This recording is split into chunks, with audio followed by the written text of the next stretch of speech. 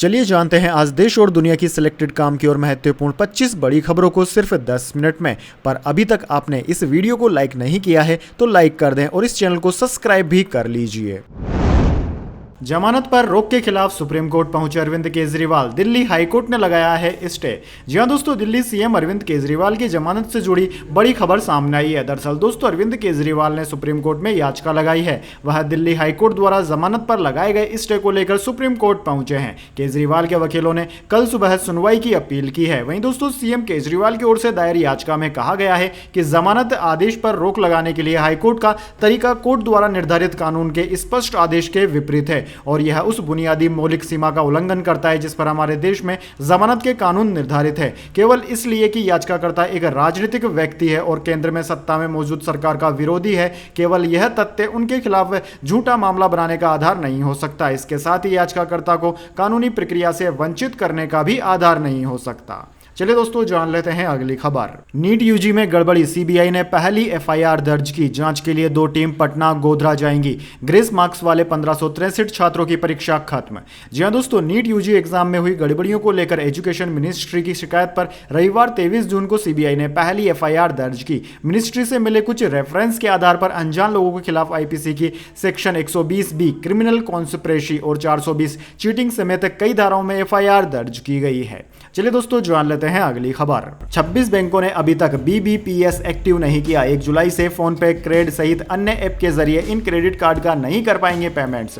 जी हां दोस्तों, 1 जुलाई से आप फोन पे, क्रेड, बिलडेस्क जैसी फिनटेक कंपनियों के जरिए 26 बैंकों के क्रेडिट कार्ड का पेमेंट नहीं कर पाएंगे। ऐसा इसलिए क्योंकि 30 जून के बाद सभी क्रेडिट कार्ड पेमेंट एक centralize billing network Bharat bill payment BBPS के माध्यम से प्रोसेस होंगे। इसके लिए बैंकों को बीबीपीएस कंप्लाई इनेबल करना होगा। अभी तक कुल 34 में से 8 बैंकों ने ही बीबीपीएस कंप्लायंस इनेबल किया है, यानी कि 26 बैंकों ने इसे अनेबल नहीं किया है। इन 26 बैंकों में HDFC bank, ICICI bank, axis bank भी शामिल है, जिसने 5 करोड़ से ज्यादा क्रेडिट कार्ड जारी किए हुए हैं। इनमें से एचडीएफसी बैंक के 2 crore credit card, ICICI bank के 1.7 करोड़ और एक्सिस बैंक के 1.4 करोड़ क्रेडिट कार्ड शामिल हैं। चलिए दोस्तों, जान लेते हैं अगली खबर। मुझे कमरे में ले गए, कपड़े उतारे फिर। प्रज्वल रेवन्ना के छोटे भाई सूरज पर अप्राकृतिक संबंध बनाने का लगा आरोप, केस हुआ दर्ज। जी हां दोस्तों, कर्नाटक के चर्चित सेक्स स्कैंडल में एक नया मोड़ आ गया है। इस मामले में आरोपी जेडीएस नेता एचडी रेवन्ना और उनके बड़े बेटे प्रज्वल रेवन्ना के बाद अब छोटे भाई सूरज का नाम भी जुड़ गया है। हासन जिले के होल नरसीपुरा पुलिस स्टेशन में सूरज के खिलाफ एफआईआर दर्ज कराई गई है। शिकायतकर्ता ने उनके ऊपर यौन शोषण का आरोप लगाया है। वहीं दोस्तों, पुलिस ने सूरज के खिलाफ आईपीसी की धारा 377, 342, 506 और 34 के तहत केस दर्ज कर लिया है। दोस्तों, एक शिकायतकर्ता ने अपनी तहरीर में लिखा कि सूरज रेवन्ना ने मुझे 16 जून को अपने फार्म हाउस पर बुलाया था। यहां उन्होंने मुझसे बहुत अच्छे से बात की, लेकिन मैं तब हैरान रह गया जब उन्होंने अपना हाथ मेरे कंधों पर रख दिया और मेरे कानों को छूने लगे। मैं डर गया। उन्होंने कहा कि चिंता मत करो, मैं तुम्हारे साथ हूं। फिर उन्होंने मेरे ओठों को चूमना और काटना शुरू कर दिया। मैंने उन्हें धक्का देकर दूर धकेल दिया। इस पर वो चिल्लाने लगे। चलिए दोस्तों, जान लेते हैं इसके बाद अगली बड़ी खबर।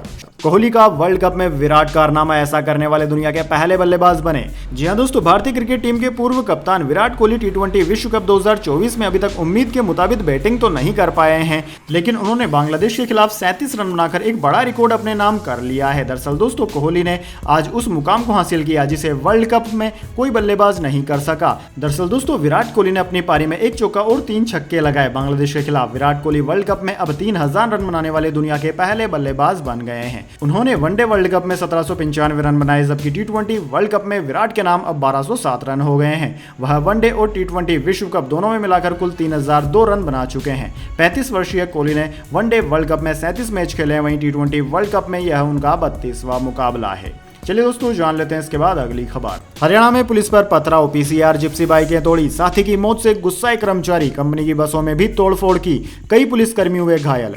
जी हां दोस्तों, हरियाणा के गुरुग्राम में शनिवार को बस के नीचे आने से फैक्ट्री कर्मचारी की मौत हो गई। घटना के बाद साथी कर्मचारी भड़क गए। उन्होंने एक्सीडेंट करने वाली बस में तोड़फोड़ की। पुलिस कर्मचारियों को समझाने के लिए पहुंची तो उन्होंने जमकर पथराव किया। गुस्साई भीड़ ने पुलिस की पीसीआर समेत दूसरी गाड़ियां भी तोड़ डाली। माहौल तनावपूर्ण देख भारी संख्या में पुलिस फोर्स तैनात की गई। पथराव में कई पुलिस कर्मचारियों को चोटें भी आई है। दोस्तों, कर्मचारियों के मुताबिक कंपनी के बस ड्राइवर ने उनके साथी मोनू 24 साल को जानबूझकर कुचलकर मार दिया। यह हादसा नहीं बल्कि हत्या है। ड्राइवर ने जानबूझकर उसके ऊपर बस चढ़ा दी, जिससे उसकी मौत हो गई। पुलिस आरोपी ड्राइवर को पकड़ने के बजाय उन्हें ही परेशान कर रही है।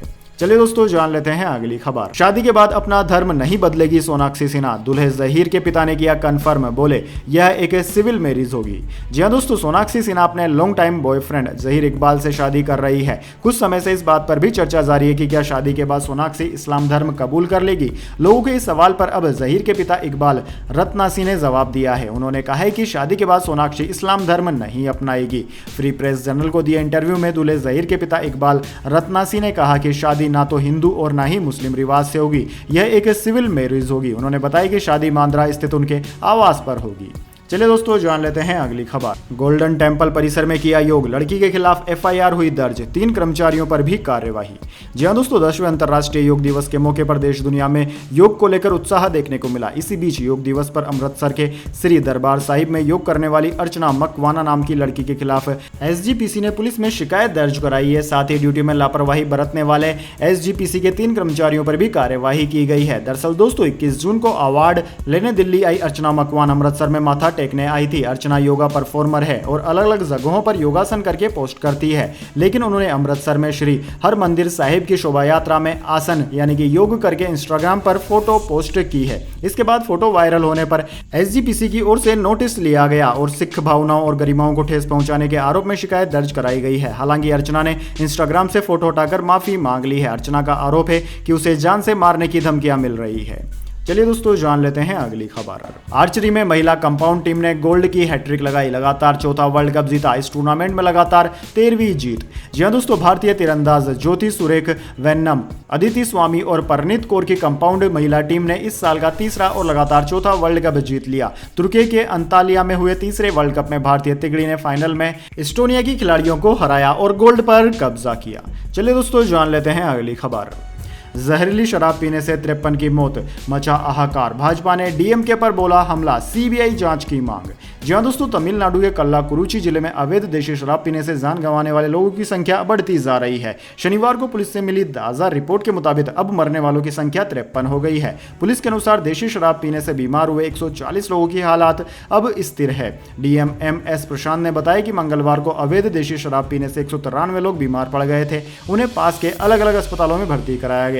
डीएम प्रशांत सदर अस्पताल में पीड़ितों से मिलने के बाद पत्रकारों से कह रहे हैं कि जहरीली शराब पीने से अब तक 53 लोगों की मौत हो चुकी है, यानी कि यह कंफर्म है कि 53 लोगों की मौत हो गई है। वैसे दोस्तों कमेंट करके बताइए कि इन मौतों के पीछे जिम्मेदार कौन है। क्या सरकार को इस पर अपनी जिम्मेदारी समझनी चाहिए कि वह देशी शराब को रोकने में विफल रही है? कमेंट्स बॉक्स में अपनी राय जरूर दीजिए। चलिए दोस्तों जान लेते हैं अगली खबर। जल संकट से जूझती दिल्ली में बीजेपी कर रही प्रदर्शन, पुलिस ने भीड़ भगाने के लिए की पानी की बौछार।